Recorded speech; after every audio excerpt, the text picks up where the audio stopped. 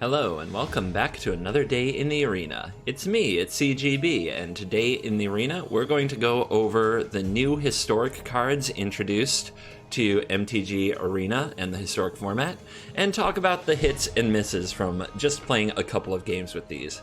These were introduced with yesterday's massive, couple gig update that came to the game, and you can buy them in the store for 3,400 gems or about $20 US, or you can craft them with wild cards. I chose to buy them for the $20 US because I believe the wild cards, I think it was like around 30 rare wild cards, are worth more. And I can use them on a future set. I think that the price of $20 is pretty decent for kind of this collection of cards and knowing exactly what you're going to get. And these are historic legal, so historic format only. Also, you can get these beautiful, artsy style, what they call them, cosmetics, by competing in the Historic Anthology event, which is going on right now, and you can play as many times as you like. Today I'll be talking about the cards that I think are hits and worth crafting, and the cards that I think are misses that are probably not worth crafting if you're crafting individually, and what kind of decks each of these can go in. I'm going to show you some footage from the stream I did the same day that the cards were released to give you some examples of decks you can build. Now, please keep in mind that all these decks have been untuned. They were brewed in literally a matter of minutes. I don't think I spent more than 3 minutes in the deck builder on any one of these. So they're completely rough. Just throw this at the wall, try to play the card, see what works, see how it fits in the format, see how it fits in the curve, see what it does. And yeah, that's the primary goal with this particular collection of decks, is just to show you how the card works once or twice. So you're going to be like, deck list, and you're going to be like, in the comments, it should have had this, and it should have had that, and you might be right. Like I said, this is my disclaimer saying you're not going to see my best work, you're just going to see some of these new cards in action as we go. The first card we're going to talk about is Serra Ascendant. Serra Ascendant, we actually can talk about in conjunction with Soul Warden. Wizards of the Coast has discovered that there is a group of players who absolutely adore life gain strategies, and Serra's Ascendant and Soul Warden are certainly two cards that fit right into it. Soul Warden has a very special little bit of text here. Whenever another creature enters the battlefield, you gain 1 life. Unlike all the cards that are in the current environment that have this type of effect, like a Johnny's Welcome and the Orator, Imperious Orator, this card gains a life whenever the opponent plays a creature as well, which can lead to even more triggers. Serra's Ascendant says that as long as you have 30 or more life, this little 1/1 life-linking human monk gets +5/+5 and has flying. Now, this text is important. 30 or more life. That means in Brawl, you only need 5 life to make this a 6/6 flying lifelink. Here in Standard, or Historic, you need 10 more life, 10 bonus life to have a 6/6 flying lifelink. Is that good? Let's find out. Let's turn to some of the footage from yesterday. This is going to be weird. I'm not going to pretend it's not. You're going to watch me watching me at 2x speed from my Twitch stream. And yeah, it's a perfectly fine hand. Fiona Vanguard, Serra Ascendant, Soul Warden, and a Johnny, Strength of the Pride, which has a really fun plus ability. And here I am, I'm like, maybe we have to test some ultra level graphics because they just did an update that supposedly improved performance ability. Mindstone's another new card that we'll talk about pretty soon. Here's the Ascendant on 2. Here's the Alolan Vanguard on 3 and a little smash. So the hand is already not looking great. We're up to 23. Our opponent's at 19. I mean, it's okay. It's not the worst thing that could be happening. And the opponent drops Karn on us pretty quickly, which is rather brutal. Obviously a Guild Globe instead of a Sai. If you don't remember Sai, he makes a Thopter whenever an artifact comes into the battlefield. And smash that. A little bit of life is going, but next turn things threaten to get out of hand with the Johnny Strength of the Pride. Can come down and either make a cat or it can plus and gain 5 life. And sitting at 26, that would turn on Sarah's Ascendant and give us an Angel from Resplendent Angel on turn 4. So the pieces are in place. Obviously something like a Cry of the Canarium or Ritual, so it would be the saddest of times. But it's certainly... There you go, the opponent's just going to run Sai out, and look, as soon as Sai hits the battlefield, we gain a life for our Soul Warden, and you see the opponent immediately is like, oh no. Oh no, my plan was to play a bunch of artifacts and make a bunch of Thopters. If I give my opponent a bunch of life, I'm going to trigger this Soul Warden, and I'm going to grow the Sarah's Ascendant right away. So, sitting at 28, we untap, we draw the Plains, or the Ajani's Welcome, I should say. And we definitely want to go with Strength of the Pride, but we don't even have to plus it now to get what we want. We can minus, make another Pride Mate. That will trigger the Soul Warden, which will then trigger the Vanguard, which will make this a 6/6 flying lifelink, which will gain 6 life on the hit. We have to attack with 2 because of the Thopter. Then the Resplendent Angel will trigger because of the 6/6 flying lifelink to make an Angel as well. And I think you get the idea, as things have gotten absurdly out of hand. We are at 37, so Ajani can 0 to exile all of the opponent's artifacts and creatures. And yeah, things are good. In conclusion on Sarah's Ascendant and Soul Warden, if you love the life gain deck and just the absolute crazy things that you can do with the Johnny's Pride Mate, if that is your jam, you need to get these cards. They definitely amplify that strategy in a very exciting way. That strategy, I have a bias.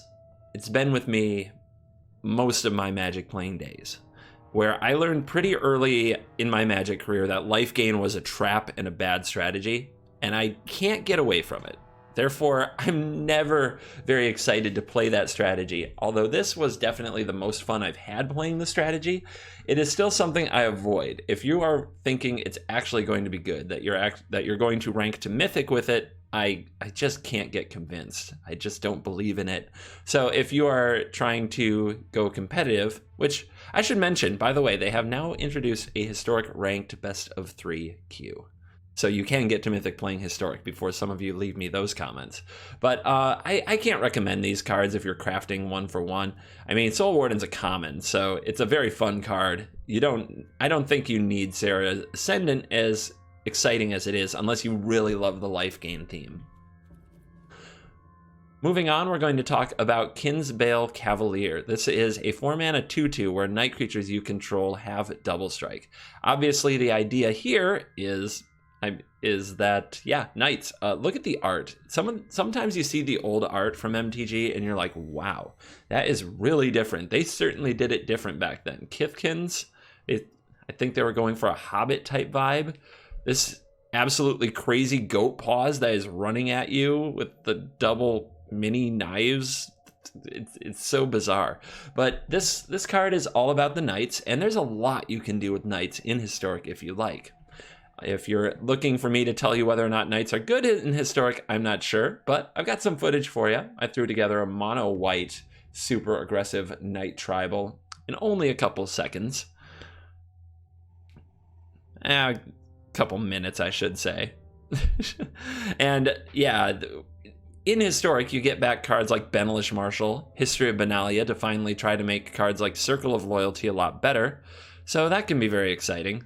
And I wanted to try to skip through this quickly. Hopefully the games go sort of fast. So on 2x speed, I noticed there was a lot of lag, which probably isn't very fun for you to watch. But, you know, behind the scenes here, I don't even want to attack and trade with the Venerable Knight because I want the +1/+1 counter at a future time. The Pelt Collector doesn't want to trade either. So now I can play the Benelish Marshal or the History of Benalia. I decided to go with History of Benalia. In hindsight, maybe I should have saved it because of a Bone Crusher Giant.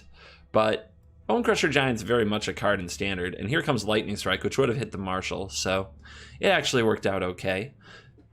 History of Benalia in the Knight tribal theme is just so exciting, but here's Gruul Spellbreaker, and the opponent decides to get busy, which I don't really want to trade. I need my Knights on the board. And now with 2 Knights and a 4th land, Circle of Loyalty is already online. I can play Venerable Knight and still play the Circle. I can also play Benelish Marshal now if I wish, but part of me says they might have another removal and I need to bleed it out. There's thoughts happening.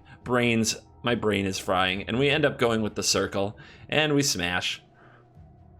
So as you see, there's actually a lot of like mono white knights, which is the main thing I'm showing off here, as I don't actually draw the double striker till the very end. It's pretty funny happening when it does come up, I believe. So we'll stick it out. The opponent is Ember Cleaving, of course.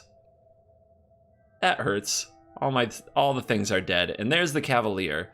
So I was thinking about just dropping the Cavalier here. It's kind of an awkward turn 4 because I can drop the Cavalier and be efficient, but I don't get an attack, which you really want to play Kinsbale Cavalier when you can give a bunch of other creatures double strike. On the bright side, it is a 3/3 double strike, and I just decided to be mana efficient, run it out there, see what the opponent can do.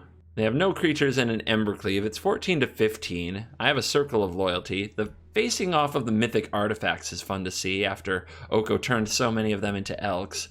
And Questing Beast is still an absurd power level, making waves in Historic. The land off the top frees us up to play these babies. Kinsbale Cavalier can get right in there because it is now a 4/4 with double strike, which the Beast can't really do anything about. And the 4/4 Knight of Grace squares right up. The play coming up is really fun. I was kind of joking with my chat. I was just sort of talking about, I think it was like a movie, like Dr. Sleep or something like that. And what happens here is I go down to 4, and then chat starts yelling, "You have lethal," as I look at my attack here, because I'm thinking about, I can make a knight token, I can attack with this, I can attack with this, and I'm thinking about the Embercleave double strike versus my double strike. And I'm actually thinking about what happens if these lose double strike in combat, and like 7 people in chat type lethal, lethal, lethal. Because obviously if you look at it, one of these won't be blocked and they deal 8. But the way it works is if the Questing Beast uses its double strike to kill the Cavalier's double strike, so these creatures lose double strike in combat, guess what? They don't deal a second round of damage. Double strike isn't you gain first strike or that you lose first strike. It is that you deal damage twice in both first strike and first combat. So the first combat, they dealt their damage, and in the second combat, they dealt none. So the opponent survives the attack, and I give chat a real hard time for yelling lethal when it was not. In hindsight, in perfect honesty, I think that the Kinsbale Cavalier is a bit of a dud. At a 2/2 that can be disfigured or shocked at instant speed or Bone Crusher Gianted for 4 mana, it is a very good card for the Knight Tribal deck, but I don't think that deck will be exactly where you want to be in Historic for any kind of competitive play. If you enjoy Knight Tribal as just something to play in Historic, then by all means, pick up some of these. Absolutely. It can be very fun. And there's a lot you can do. Mardu, there's cards like... it's like the sword. There's a sword that equips. It's a rare sword that rotated out that gives +2/+0 vigilance, and whenever a creature attacks, it makes a knight. That can go really well with equip cards. It equips for 3, so it goes well with Fervent Champion. And then you throw this in there, and you're doing a lot of awesome. So if you are a huge fan of Knight Tribal, obviously that's where this lives. But I don't think Knight Tribal will be particularly broken or amazing. So I would call this a bit of a dud from a competitive standpoint and fun for a specific flavor standpoint. Now we're going to talk about Treasure Hunt. Treasure Hunt is one of the blue cards that we got, and I'm going to just say it right up front. Blue got the shaft on this particular batch of cards, and as an advocate for blue mages, I'm very disappointed. Treasure Hunt. Reveal the top of your library until you reveal a non-land card, then put all cards revealed this way into your hand. So, let's see. I think it's sorcery speed. If it were an instant, and you could hold up counter magic or do something, or Brazen Borrower, or just something, or have this as an option, it's interesting. The way that this pays you off by drawing multiple cards is if you reveal multiple lands, then it makes Treasure Hunt a lot better.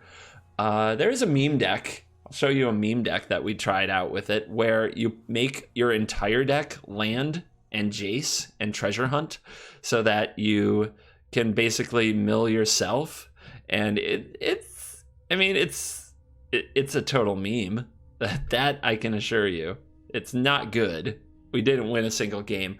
But if you have 3 treasure hunts and a Jace, with the perfect lineup, you can win on turn 4. Usually you'll have to win on turn 5 or 6. If the opponent can interact with even your Jace a little bit, if they kill your one Jace, you're just done. And if you put any non-land cards in the deck, like Teferi, to try to protect the Jace or counter spells, the treasure hunt will hit them, and then your combo stops. So it's not particularly great. Now, maybe there's a little more to it somehow, but I don't see it. I'm not sure how else we can make it work. You gotta love the Reliquary Tower so that I don't have to discard to hand size. We'll just watch this wave of cards come pouring in. If, of course, Twitch doesn't freeze on me. Twitch VODs, they lag no matter what I do. So, yeah, turn 2, we drop that Reliquary Tower, we hit the treasure hunt, and our hand is epic. I'm not going to show you the whole game. We don't win a single game, but that is the one thing that you can find so far for treasure hunt. If you want something fairer, I tried this in some Golos builds, but I feel like it has to take the place of Once Upon a Time. You can't have too many cards that don't have any impact on the battlefield. And is this better than Once Upon a Time? Is this better than a free spell that helps you find Field of the Dead? I don't think so. So Treasure Hunt is a total dud for me. Distant Melody, we tried in a Merfolk deck. It says choose a creature type, draw a card for each permanent you control of that type. And yeah, we did actually mill ourselves out with our Jace Wielder of Mysteries Merfolk deck, but it took a really long time. Obviously, one sweeper and this is bad. It's maybe there's a fairy thing somewhere, but really, like, nah, I'm not a fan of this card. It's definitely not what I was looking for. So we were teased, just a brief rant, we were teased with the cards they might introduce into Historic. We were teased with Brainstorm. And they said, well, maybe we won't actually do Brainstorm. I'm like, okay, you won't do Brainstorm. You'll do Preordain or Ponder, you know, some fun cantrip or some fun instant from Blues Past. There's a lot of them. Impulse is a great one that I liked back in my day. No, you get Distant Melody. Sorry, both of these cards are complete duds for me that I don't think you have to respect in the format in any way, but maybe I'll be wrong. I don't see it. Next up is Crypt Breaker, and this is the first card that I'm going to just spoil the outcome by saying this is unequivocally a hit. This card is amazing. Crypt Breaker is 1 and a black to discard a card, create a 2/2 black zombie creature token, tap 3 untapped zombies you control, you draw a card and lose 1 life. So this is a great payoff for zombie tribal. If you ever remember Cumena, the tyrant, that is a Merfolk payoff, that the card draw ability was really strong. This one only costs 1 mana. And yes, it's very vulnerable, but that's kind of okay. This card is absolutely sweet, and there's actually a lot of zombies introduced in Throne of Eldraine, and this is a zombie payoff to finally give zombies a push in Arena that, in my opinion, they desperately needed. I've got some sweet Crypt Breaker footage to just kind of illustrate exactly how snowbally this card can get starting from turn 2 when we keep a hand that has Crypt Breaker and Lazatef Reaver and Death Baron with an amazing 1-2-3 curve on the play. With Lazatef Reaver creating 2 bodies that are both zombies right away, the Crypt Breaker can start drawing cards as early as turn 2. You just start drawing an extra card every single turn, which is very reminiscent of another card we're going to talk about soon, but is even earlier, even quicker, and comes with bodies. So you see, this is where you just, like, at the end of every end step, you just want to start activating this guy, hitting those extra cards, drawing those extra cards. You set up this Death Baron. A little bit of thought to, do I want to run out the Death Baron? But absolutely, yeah, in this situation. Just get it down. A little thought to whether or not we attack. I believe I just decide there's not a lot of to be gained by swinging very much, because, well, these have Death Touch, so I can trade my amassed army with the Knight of the Ebon Legion even if it gets pumped, and I'm drawing 2 cards a turn now. The opponent goes with a Murderous Rider on the Crypt Breaker right away because that thing is so strong, but they're spending 3 mana and 2 life to kill our 1-drop play that already drew 2 cards, which is pretty awesome. And what happens when you draw extra cards? You draw extra Crypt Breakers. Also, Liliana, Untouched by Death, when you actually have a few zombies on the battlefield, takes on a whole different meaning. It becomes a planeswalker that can come down, minus for 2, and kill another creature. And right here, that's what we're debating. We can Murderous Ride or something. We can play Crypt Breaker and keep the cards coming. We can also play Liliana to get rid of this Knight of the Ebon Legion now before the opponent even gets to do anything else with it. Out of there. And yeah, at this point now, we're sending the Death Baron, because if the opponent has a removal spell, they'll use it on the Death Baron, as it's the best creature still out there. And we leave the other 2 to defend Liliana. Let her hang around, hopefully. The opponent plays another new card, Hypno Specter, which we'll get to in a few. Liliana with the uptick. Liliana with the mill. Anytime you hit 1 zombie, it's a drain for 2, a gain for 2. We hit 3 zombies, because this deck has a million freaking zombies. And now we're looking at a Murderous Rider, which can just take the Hypno Specter out of the sky and send in our Death Baron again, because if the opponent uses a removal spell, it might be on the Death Baron, and we want to have these other 3 to draw cards.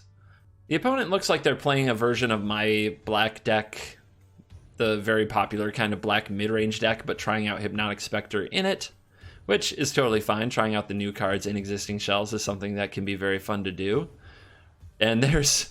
yeah, as if there wasn't enough going on. Here is Liliana Dreadhorde General, just to wrap things up in a totally gross display of what zombies can be in Historic. So I'm excited to play more with zombies and see if the hype is in fact real, and Crypt Breaker will certainly lead the charge if that's the case. Now we're going to move in and talk about Hypno Specter. Hypno Specter is an old school Magic card. It's one of the first cards I can remember playing with. 1 black 2/2 flying. Whenever Hypno Specter deals damage to an opponent, that player discards a card at random. A long time ago, quick CGB story time. I was playing a game at a game store that I had to travel quite a ways to, like an hour and a half. And I was playing in this tournament, and I was in the top 4. I traveled this far and entered this tournament as a wee CGB. I think I was like 14, because the first prize was a Mox Emerald. Not joking. Mox Emerald. Look it up. I think they're worth an absurd amount of money now. A beta Mox Emerald. Now you've got me curious. If you want to see me Google. Beta Mox Emerald, $8,500 used on tcgplayer.com.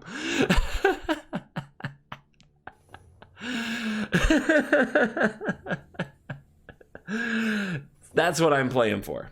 And I tell this story because I was playing a blue-white control deck. What? No way. This guy? No way. My opponent was playing a mono-black deck. The opponent attacked me with his Hypno Specter. I had mana trouble. This is game 3. This is with my tournament on the line. I go to the finals if I win. The opponent attacks me with Hypno Specter and hits me. Now, I have 7 cards in my hand. The turn before, I could have made a play. I'm trying to... Actually, it doesn't matter. We'll just move on from that. I don't remember the full turn before for sure. But what I know it came down to is the opponent hits me with Hypno Specter. I have 7 cards in my hand. I'm a bit mana screwed. I only have like 3 land. My opponent... I have the card Balance in my hand. Balance is the only card that can save me. Assume I can't cast the rest of my cards. They're just blank cardboard. 7 cards to choose from. And the Hypno Specter, of course, nailed the Balance. Cost me a Mox freaking Emlet rolled, potentially. I still would have had to win my next match. But that is one of the things I think of when I think of this card. All that to say, I hope you enjoyed the story. Is this card good? I don't think in the current context it is. Is it actually better than a Thief of Sanity? I don't think it is. I don't think it's better than a Thief of Sanity. For nostalgia, you should play this card, and there will be defenders of this card who aren't going to agree with me here. And it's okay if you like this card and want to play this card, but I don't think this card holds up in the current context of the format. I don't think it's that good. And I don't think it's good compared to the next card that we're going to talk about. And I just don't think it fits in this format. I think the format's too fast, too aggressive, and getting to connect with this and get a card at random isn't enough payoff for me. So for me, this is a dud. I wouldn't spend a rare wild card on it unless you have wild cards to burn, to be honest. And it brings me sadness to say that. The next card we'll talk about is Phyrexian Arena, which I don't think I have to show you footage to tell you that this is a pretty cool card. Phyrexian Arena is a 1 black, and it is at the beginning of your upkeep, you draw a card and you lose a life. So the general idea with this in mono black control decks back in the day was you kill something, you play Phyrexian Arena, you kill more things. You kill more and more things. You just kill all the things until you play powerful things they can't deal with. You start drawing 2 cards a turn on turn 3. Now you might say, CGB, Theater of Horrors didn't do that good. Why are you so excited about Phyrexian Arena? Phyrexian Arena is an enchantment. Enchantments are much harder to interact with. Theater of Horrors also had this really weird clause where you needed Spectacle. You need to deal damage to the opponent to use the card. Phyrexian Arena just puts the card in your hand every time. Theater of Horrors, if it got bounced or removed, you lost the cards it had exiled. Phyrexian Arena, they go straight to your hand.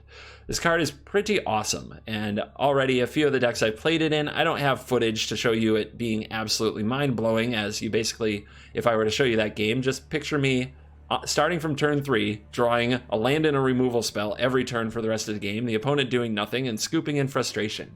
That's mono black control, baby. So, Phyrexian Arena for me is an unequivocal hit, and I've got to say, black got the sauce in this release.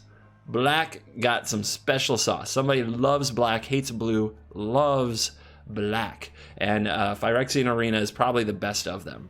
Fitting right in with Phyrexian Arena is Tendrils of Corruption. This is an instant for 4, deals X damage to a creature, you gain X life. X is the number of swamps you control. This card is freaking sweet. Drain them out. You can't go face, which is unfortunate. It does need a creature target, and you need to play swamps. So you have to actually slow your roll when it comes to Castle Locthwain. You have to slow your roll a little bit when it comes to Cabal Stronghold. You can't really run 4 of them, you know what I mean? But with Tendrils of Corruption combined with Phyrexian Arena, you gain a lot of life, you kill a lot of things. This and Vraska's Contempt are both 4-mana removal spells that heal you to go with Phyrexian Arena, drawing you extra cards that make up this shell of some kind of a mono black control deck that's very exciting. I think this is definitely a card to craft if you want to play any kind of mono black control deck in Historic. Fun or ranked. Kiln Fiend. Kiln Fiend. Magic Duels. Brings back the memories. Whenever you cast an instant or sorcery spell, Kiln Fiend gets +3/+0 until end of turn. This is 1 in a red for a 1/2, and yeah, the card can do some nutty things. I was trying to do some absolute craziness with Thud that I'll show you here in a second. Oh, this face. Oh my god, looking at myself. Like, what am I doing? Some kind of a clown over here. Like, what? Watching your own footage, don't do it. Just don't watch yourself watch. And when you see me looking off to the side, that's me watching myself. But here you see kind of the shell of this deck that I've got going on, where we have Kiln Fiend, Thrill of Possibility, and Arclight Phoenix, trying to just make for massive Kiln Fiends and recur birds at the same time. It's a pretty fun little list. Speaking of fun lists, our opponent's going to bring back the blast from the past that is Curious Obsession on your blue 1-drop. Some people are just so creative. I poke fun. That mono blue deck, I love blue and I found it annoying. So we drop off the Arclight. We hope that Spell Pierce isn't a card. We see the shock, so we're going to go for it. Of course, if the opponent has a dive down, it's a mistake. But the thing is, the Kiln Fiend gets pumped no matter what. So you see the Kiln Fiend getting a nice little boost here and crashing in for 7. So even though the Spectral Sailor is still around, the life totals are getting very out of hand very quickly. And with Thrill of Possibility and Runaway Steamkin ready to get going, There is more fun to be had. But this Kiln Fiend can do a ton of damage, and there's Warlord's Fury. We have that and Crash Through in the deck to try to boost the Kiln Fiend. So trigger on the stack for just 1 mana, and then we go straight to a Thrill, expecting it to get countered the whole way, but I think sometime in here the opponent just kind of gets scared and runs. So if I play a 3rd spell here, I get back the Arclight Phoenix, and I didn't want to throw the Thud at my opponent because there's still a chance they might counter the Thud, which would be disappointing. But it gives you an idea of what we could have done. We could have thudded the opponent for 7 or 10 right there. It's an option. So that gives you an idea of where we're going with the Thud Kiln Fiend deck. The opponent, if I remember correctly, they just throw some spells and concede. Because it's too much of a beating. The birds are too aggressive.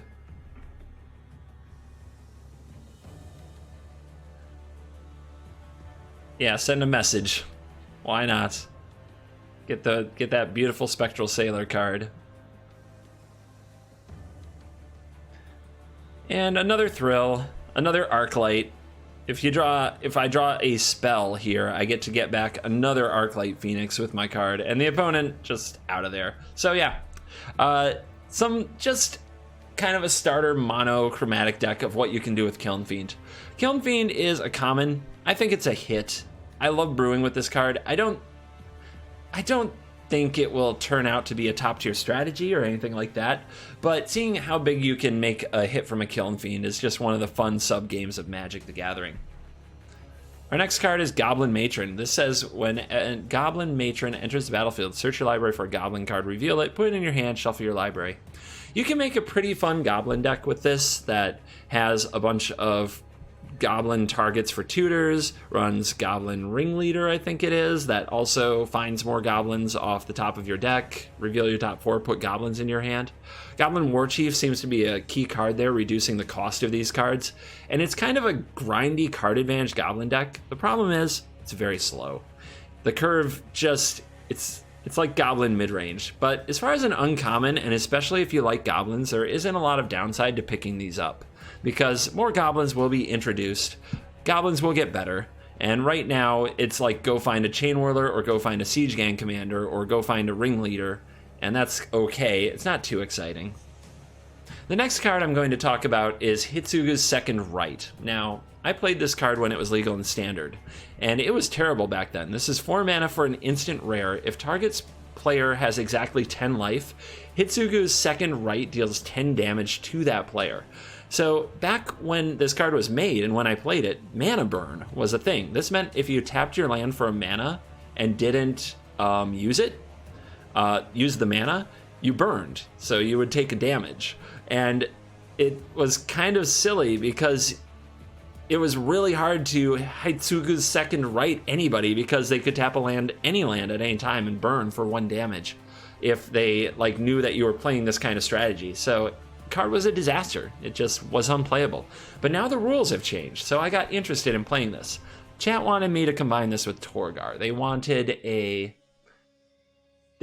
total meme. Torgar makes a player's life total half their starting life total, so 10, and then you hit Hitsugu's Second Right. So if you go turn 1 creature, turn 2 creature, turn 2 double creature, turn 3 Torgar, turn 4 Hitsugu's Second Right, it's a turn 4 combo kill, and you made a 7/6.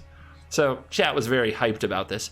But really, in a straight up burn deck, which I think I'm going to show you here in a second, you can get a lot of mileage out of this card. Here you get to see the classic red deck without 1-drops opening hand, and the opponent bringing forth the Pelt Collector, which I shock right away just because I don't want to be too far on the back foot. I keep the hand because I have the Second Right, and I have some burn spells, and I want to see how we can get all this to line up. Burning Tree Emissary is a card that we are going to see, but the opponent doesn't have a use for the mana, and when we get to that card later, we'll talk about how important a use for the mana is. Here's your Runaway Steamkin, folks.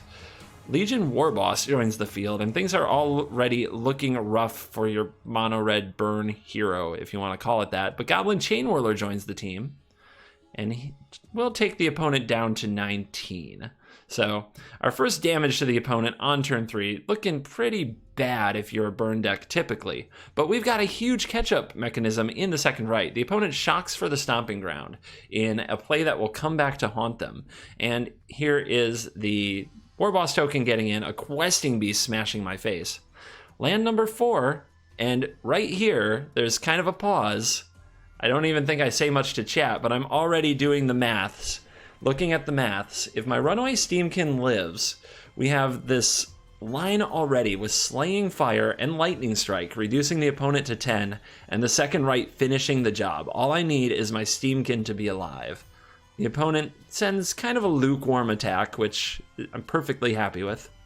Goblin Chain Whirler takes out a token. We fall to 9 from Questing Beast. The opponent taps out for Rekindling Phoenix. And here's Slaying Fire your face down to 13.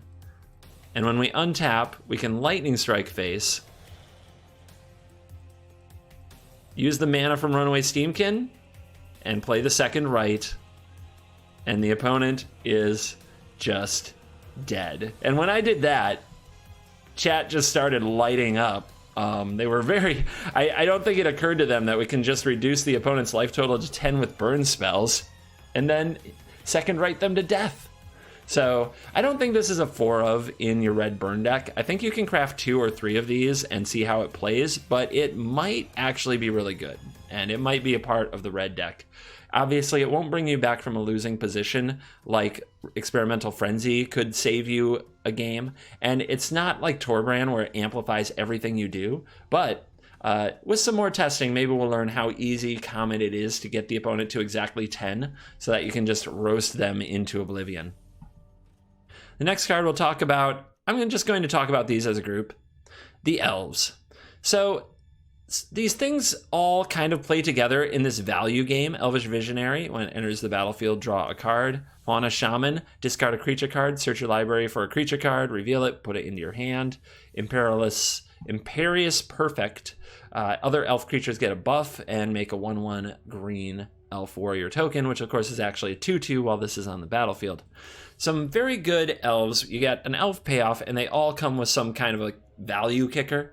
So if you like elves, if you like mono green beatdown, if this is a strategy for you, without question, you should pick up these cards. Will it be tier 1?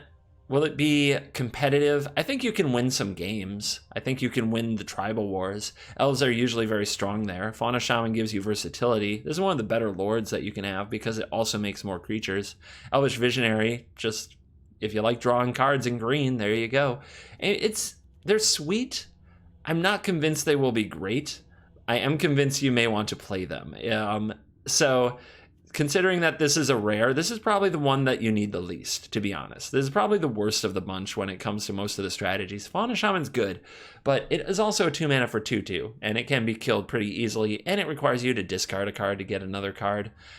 I don't think you need all 4 of these. If you craft 1 or 2 of these because you want to try it, I wouldn't blame you at all, but you don't have to dive right in for 4 if you're crafting. So, but do pick up Elvish Visionary, do pick up the Perfect, play some mono green elves if you enjoy that kind of strategy. These are very good, it's very fun. These are hits for me because they come with a theme and they're all pretty playable. The next card that we're going to talk about is Burning Tree Emissary. This card on its face is 2 mana for a 2/2, and when it enters the battlefield, it makes a red-green that you have that mana immediately and you have to use right away. It doesn't have haste, it doesn't have any other ability. On the surface, and I had to talk to chat about this quite a bit, on the surface, it doesn't look like much of a card. This card is absurdly good. This card is stupid good. I played this card in Standard, I've seen this card played out in Modern. This is a legitimate acceleration.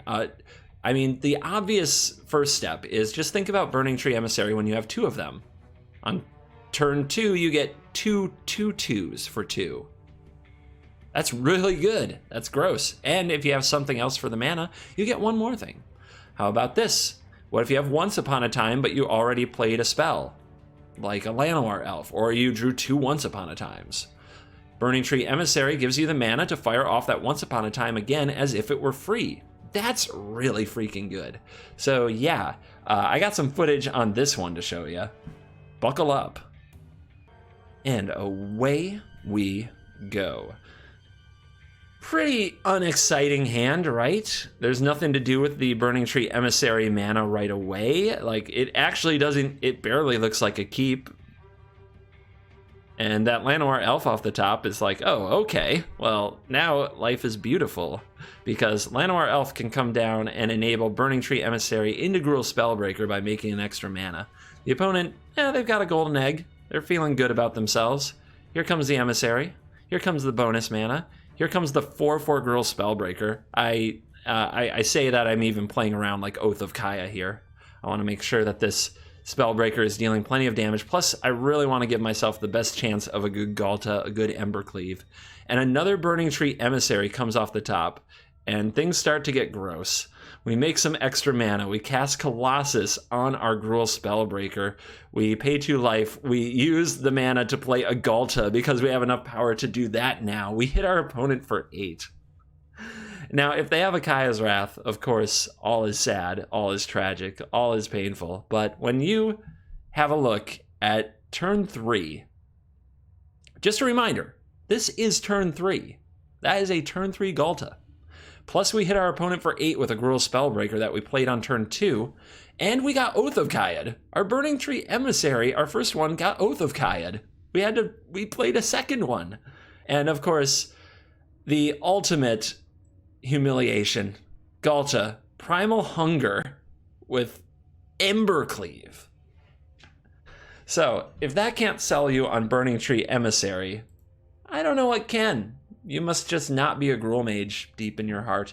But at an uncommon, this is an autocraft, and probably this or Phyrexian Arena, maybe Crypt Breaker.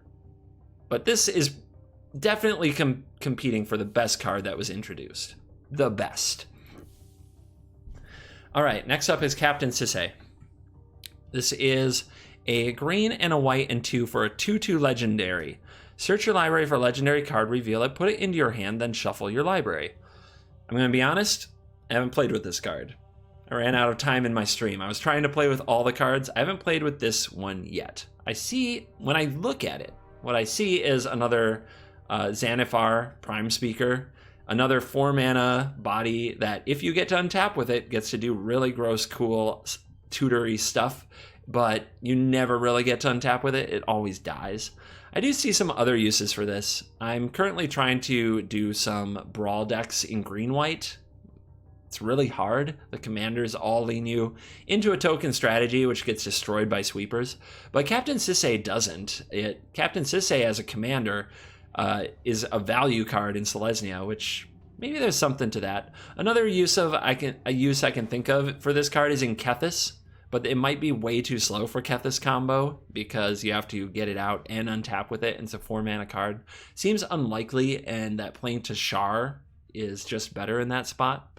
So I'm very lukewarm on the captain, and if I were using wild cards to craft the captain, I would craft 1 and play it in Brawl and make somebody show me a good captain deck.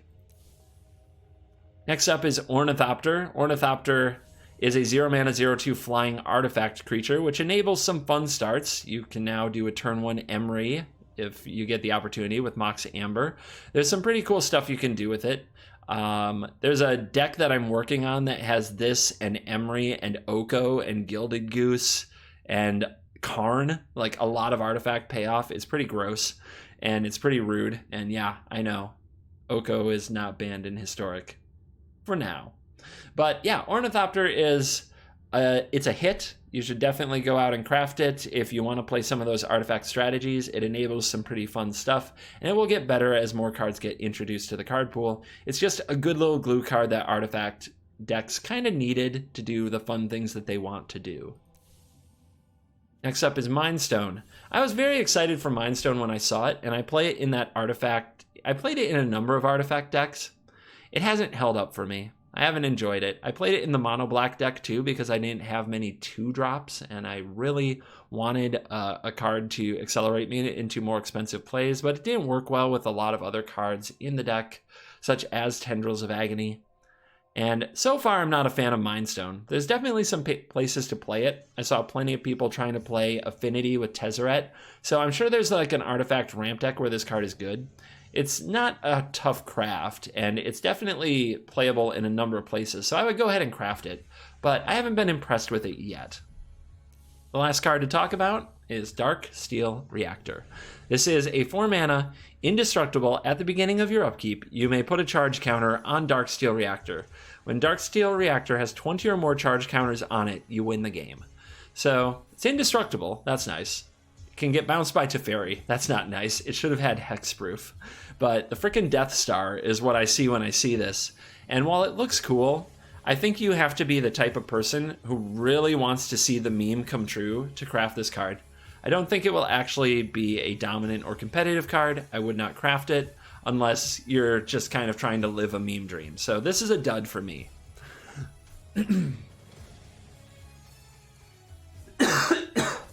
Editor check, did you remove that? Let me know in comments. So, looking back, the best cards to me, Crypt Breaker. You have to kind of like zombies, but I think zombies are pretty good, and who doesn't like zombies? Phyrexian Arena. This, along with Tendrils of Corruption, if you like mono black control, but this is probably on its own the strongest card in the group. So I really like Phyrexian Arena. Hitsugu's Second Right might be good now. It does depend how easily and often you can get the opponent to 10, and there is this awkwardness where it is if you top deck it and your opponent's at 9, it feels bad. So I don't think it's probably as good as I feel like it is from a couple of games. I was probably a bit lucky, but it's worth exploring more. I'm not done with it. Kiln Fiend, Thud, instant sorcery shenanigans, especially if we get any instant or sorcery that for a low cost, like say 1 mana, makes a creature unblockable until end of turn. This is very good. We do have cards like Crash Through that gives trample and maximum velocity that gives flying. So there's probably a really great, what I would call all-in Kiln Fiend deck hiding out there. The Elves. If you like Elves, now they're here. You can play them.